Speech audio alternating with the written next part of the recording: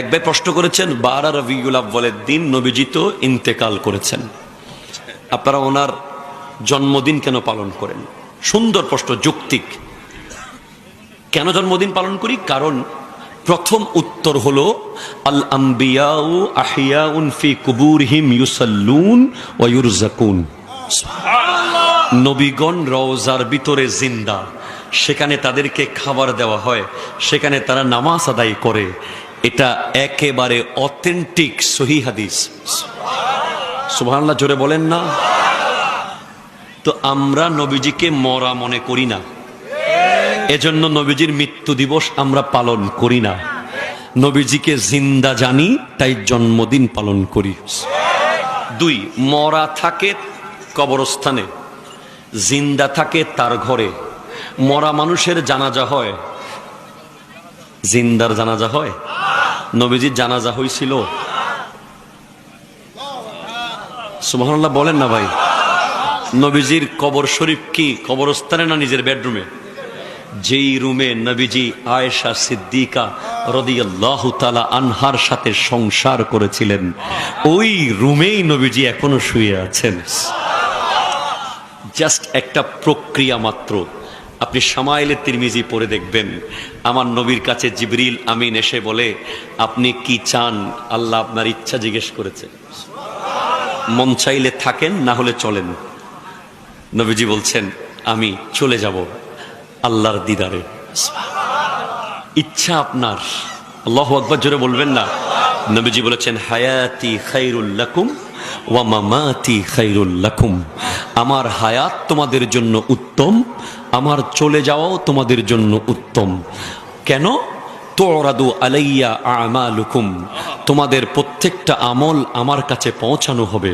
ফামা রাআইতু মিন খাইরিন হামিদতুল্লাহ লাকুম ওয়া মা রাআইতু গায়রা যালিক আস্তাগফারতুল্লাহ লাকুম। আমি রওজায় বসে বসে দেখব, তোমাদের উত্তম কিছু দেখলে তোমাদের পক্ষ হয়ে আমি আল্লাহর প্রশংসা করতে থাকব, আর তোমাদের অন্যায় কিছু দেখলে তোমাদের পক্ষ হয়ে আমি ইস্তেগফার করতে থাকব, মাগফিরাত কামনা করব। নবীজি যদি থাকতেন হয়তো আয়াত আরো আসতো, বিধান আরো আসতো, নিয়ম কানুন আরো আসতো। নবীজি চাননি ওনার উম্মতেরা কষ্ট পাক। দিন পরিপূর্ণ হয়ে গেছে, নবীজি পর্দা করেছেন। সেজন্য ইন্নাকা মাইয়াতুন ওয়া ইন্নাহুম মাইয়াতুন, আপনিও মৃত্যুবরণ করেছেন, তারাও মৃত্যুবরণ করবে। আপনারও মত আছে, তাদেরও মত আছে। তবে দুটো আলাদা করে বলা হয়েছে কেন? আপনার মত আর তাদের মত এক নয়। আপনার মত হচ্ছে শুধুমাত্র একটা জায়গা থেকে আরেক জায়গায় যাওয়া। আর জোরে বলেন না সুবহানাল্লাহ। আমার নবী বহুবার জীবিত এসে দেখা দিয়েছেন, হাজার হাজার বার। আমাদের লেখা না, সহিহ বুখারীর ব্যাখ্যা গ্রন্থ লিখেছেন আনোয়ার শাহ কাশ্মীরি। ওনাদের হুজুর, যারা নবীজিকে জীবিত মানে না, আমার ভাইরা যাকে যে হুজুরকে মানে, আনোয়ার শাহ কাশ্মীরির লেখা বুখারীর ব্যাখ্যা গ্রন্থ, ওখানে স্পষ্ট আছে আব্দুল ওয়াহাব শারানি নামক এক ব্যক্তি বুখারীর দরস নিচ্ছিলেন। ওই জায়গায় উস্তাদ পড়াতে আসে নাই একদিন। ওনারা কান্না করছেন উস্তাদের জন্য, আজকে কি নবীজির হাদিস পড়তে পারবো না? চোখের পানি দেখে কিছুক্ষণ পর দেখে এক নুরানি উস্তাদ এসে উস্তাদের চেয়ারে বসে সবক যেখানে ছিল সেখান থেকে ডিরেক্ট উল্টিয়ে পড়ানো শুরু করে দিয়েছে। তো পড়া শেষ করে যাওয়ার পর বলে, হুজুর আপনি কে? আমাদের উস্তাদ তো আজকে আসে নাই। বলে, শারানি, তুমি হাদিস পড়ার জন্য এত ব্যাকুল হয়ে গেছো, তুমি তোমার নবীর হাদিস পড়ার জন্য এত ব্যাকুল হয়ে গেছো, কান্না করছো, তোমার চোখের পানি দেখে আমি খুদ মুহাম্মদুর রাসূলুল্লাহ রওজা থেকে এসে তোমাকে হাদিস পড়িয়ে দিয়েছি। ফয়জুল বারি ফি শরহে সহিহুল বুখারী, লেখক আনোয়ার শাহ কাশ্মীরি, দেখে নেবেন। এইভাবে আমার নবী বহু উম্মতের ঘরে এসেছে। কিয়ামত পর্যন্ত আমার নবী যার ঘরে মন চায় আসবে। এই ক্ষমতা দিয়েছেন কে? ইন্না আরসালনাকা শাহিদাও ওয়া মুবাশশিরাও ওয়া নাযীরা। আল্লাহ তো আমার নবীকে সাক্ষী করে পাঠিয়েছে। সাক্ষী মানে যিনি কানে শুনে আর চোখে দেখে। শুধু তাই না, আন-নাবিয়্যু আওলা বিল মুমিনিনা মিন আনফুসিহিম, নবী তো মুমিনের জানের চেয়ে আরো কাছে। মুমিনের জান, পৃথিবীর কোনো মেশিন মানুষ আর তার জানকে আলাদা করে দেখাতে পারবে না। ওই জায়গায় আমার নবীকে আল্লাহ রেখেছেন। আপনি নবী, তারপরে জান। তার মানে জান চলে যাবে, নবীকে যেতে দেওয়া যাবে না। নবীকে অন্তরে ধরে রাখতে হবে, মোহাব্বত করতে হবে, ভালোবাসতে হবে। কাল হাসরের মাঠে আমার নবীর শাফাআত আল্লাহ নসিব করুক। আপনারা জুলুস করেন মানসি, একজনরে আবার গাড়ির উপরে বসান কেন? বলে না তো? আমি ওনাদেরকে বলি, ভাই আপনারা মাহফিল করেন মানসি, আমার আবার চেয়ারে বসান কেন?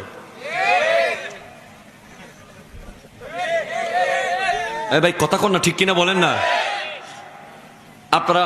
আমরা তাফসির মাহফিল করি না, মুফাসসির সাহেব হুজুর নিচে বসে, জুমার মিম্বরে জুমার দিন খতিব সাহেব হুজুর আপনাদের সাথে বসে। জি হ্যাঁ, সেনাবাহিনীর বড় বড় প্রোগ্রাম হয় না, যিনি কমান্ডার উনি কি নিচে থাকে? নৌবাহিনীর বড় বড় প্রোগ্রাম হয় না, যিনি এয়ার মার্শাল উনি কি নিচে থাকে? প্রত্যেকটা প্রোগ্রামের একটা লিডার আছে না নাই? মসজিদে যেমন খতিব সাহেব হুজুর মিম্বরে, জুলুসেও আওলাদে রাসূল গাড়ির উপরে। একদম ক্লিয়ার না? উপরে কেন থাকবে? কারণ লিডারের কাজ হচ্ছে সবাইকে দেখে রাখা। তো উনি যদি গাড়ির উপরে না বসে, গোটা জুলুস উনি দেখবে কেমনে? জি কথা কি ক্লিয়ার? আচ্ছা, এই টাইপের আর কোনো প্রশ্ন কি আছে? বিশ্ববিদ্যালয়ের চ্যান্সেলরও আমার নবী, ভাইস চ্যান্সেলরও আমার নবী, লেকচারারও আমার নবী। স্টুডেন্ট কে কে? সাদাকতের ক্লাসের ফার্স্ট বয় সিদ্দিক আকবর, আদালতের ক্লাসের ফার্স্ট বয় ওমর ফারুক আজম, সাখাওয়াতের ক্লাসের ফার্স্ট বয় ওসমান জুন্নুরাইন, বিলায়তের ক্লাসের ফার্স্ট বয় মৌলা আলী। আবার 4 জনের কাছে প্রত্যেকের যোগ্যতাগুলো আছে, এগুলো জাস্ট এক একজনকে একটু স্পেশালাইজড করা হয়েছে। জোরে বলেন না সুবহানাল্লাহ। সবাই সিদ্দিক, সবাই ফারুক, সবাই সখী, সবাই ওলি। নবীজি লেকচার দেওয়া শুরু করলেন, সুবহানাল্লাহ বলবেন না আপনি? আমার কোনো বানানো কথা নয়, কিতাবের নাম আল মুনাব্বিহাত, লেখকের নাম আল্লামা ইবনে হাজার আসকালানী রহমতুল্লাহ আলাইহি। নবীজি বলছেন, হুব্বিবা ইলাইয়া মিন দুনিয়াকুম সালাসাতুন, এই পৃথিবীতে আমি নবীকে 3টা জিনিস বড় প্রিয় বানিয়ে দেওয়া হয়েছে। সুবহানাল্লাহ। 1 আন-নিসাউ মা জাতি, ওয়াত-তিবু খুশবু, 3 ওয়াজুইলাত কুররাতু আইনি ফিস সালাত, নামাজের ভিতরে চক্ষু শীতল হওয়া আমি নবীর জন্য প্রিয় বানিয়ে দেওয়া হয়েছে। তখন সিদ্দিক আকবর রাদিয়াল্লাহু তাআলা আনহু বলছেন, ইয়া রাসূলুল্লাহ, আমারও তো 3টা প্রিয় ছিল। বলছে কি কি?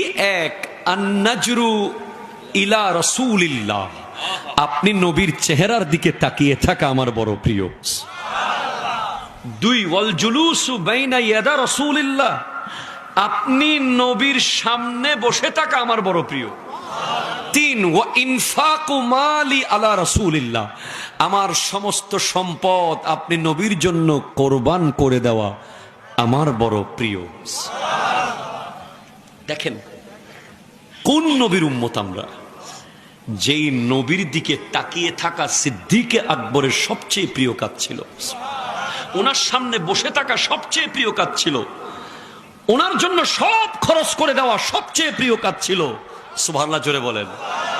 আর আমরা সিদ্দিক আকবর যখন বলে মান আনফাকা দিরহামান আলা কিরাআতি মাউলিদিন নবী সাল্লাল্লাহু আলাইহি ওয়াসাল্লাম কানা রাফিকি ফিল জান্নাহ, যে ব্যক্তি মিলাদুন নবী উপলক্ষে 1 দিরহাম খরচ করবে সে জান্নাতে আমার বন্ধু হবে। এখন এটা যখন আপনি বলছেন, একদল বলবে জাল হাদিস, বলছে না, তাদের উত্তর দিবেন এই যে কিতাবে হাদিসগুলো আসছে সিদ্দিক আকবর বলছেন রাদিয়াল্লাহু তাআলা একটা টাকা দিলে জান্নাতে আমার বন্ধু। ফারুকে আজম বলছেন কেউ 1 টাকা দিতে না পারুক, মান আজ্জামা, যে সম্মান করলো মিলাদুন নবীকে, অর্থাৎ নিজে এসে বসলো, প্যান্ডেলের কাজকাম করলো, ইজ্জত করলো, সম্মান করলো, সুযোগ করে দিল মাহফিল করার মিলাদুন নবীর, ফাকাদ আহিয়া আল ইসলাম, সেই ইসলামকে জিন্দা করে দিল। উসমান যুন্নুরাইন রাদিয়াল্লাহু তাআলা বলছেন মান আনফাকা দিরহামান আলা কিরাআতি মাউলিদিন নবী সাল্লাল্লাহু আলাইহি ওয়াসাল্লাম কাআন্নামা শাহিদা গাজওয়াতা বদরিন ওয়া হুনাইন, সে যেন বদর যুদ্ধে আর হুনাইনের যুদ্ধে অংশগ্রহণ করেছে। আর হযরতে মাওলা আলী কাররামাল্লাহু তাআলা ওয়াজহুল কারীম বলছেন যে ব্যক্তি মিলাদুন নবীর জন্য 1 পয়সা দিবে, তাজিম করবে, লা ইয়াখরুজুদ দুনিয়া ইল্লা বিল ঈমান ওয়া ইয়াদখুলুল জান্নাহ বিগাইরি হিসাব, দুনিয়া থেকে বেঈমান হয়ে মারা যাবে না, বিনা হিসাবে জান্নাতে চলে যাবে। এখন আপনি বলবেন যে বই হুজুর জাল হাদিস, ভাই শুনেন, জাল হাদিস বলেন, অসুবিধা নেই, উত্তর নেন। এই হাদিসগুলো যে কিতাব এসেছে সেটার নাম হচ্ছে আন-নি'মাতুল কুবরা আলাল আলম, লেখকের নাম আল্লামা ইবনে হাজার হাইতামি মক্কি রহমতুল্লাহ আলাইহি। এই কিতাবটা ছাপায় তুরস্কের, কোথায়? তুরস্কের একটা প্রসিদ্ধ লাইব্রেরি হচ্ছে হাকিকত কিতাবেবি। কি বলেন তো? হাকিকত কিতাবেবি। ওই লাইব্রেরির স্পন্সরে, তাদের দায়িত্বে এই কিতাবটা ছাপানো হয়, হাজার হাজার কপি পুরো বিশ্বে দেওয়া হয়। এখন এই কিতাব কি আমাদের চট্টগ্রাম আন্দোকিল্লা ছাপাইছে? ঢাকার বাংলা বাজারে আমাদের জামিয়ার কোনো শিক্ষক, আপনাদের অষ্টগ্রামের কোনো হুজুর, বাংলাদেশের কোনো হুজুর, ভারতের কোনো হুজুর, পাকিস্তানের কোনো হুজুর না, এটা ছাপিয়েছে তুরস্কের হাকিকত কিতাবেবি। আপনি আমাকে জাল হাদিস বলার আগে পাসপোর্ট ভিসা করে তুরস্ক যান, কথা কয় না? তুরস্ক যান, যাইয়া হাকিকত কিতাবেবি ওই লাইব্রেরির বিরুদ্ধে মামলা করেন যে আপনারা এরকম জাল কিতাব কেন ছাপাইছেন, মানুষ জাল কিতাব বলে বলে ওয়াজ করতেছে, ঠিক কিনা? কথা জোরে বলেন। রিসেপ তাইপ এরদোয়ানকে আপনি সিটি পাঠান যে আপনার দেশের একটা লাইব্রেরি এরকম জাল হাদিসের কিতাব ছাপায়। তুরস্কের মানুষ যদি জাল হাদিস মেনে নেয়, তাদের চেয়ে কি আমরা বড় ইমানদার হয়ে গেছি যারা আগে গোটা মক্কা মদিনার দায়িত্বে ছিল, ঠিক কিনা? কথা ধরে। মসজিদ নববীর সবুজ গম্বুজ তুর্কিরা বানিয়েছে। তুরস্কে এখনো আমার নবীর অসংখ্য স্মৃতি, বিভিন্ন তাবরুকাত তুরস্কে আছে।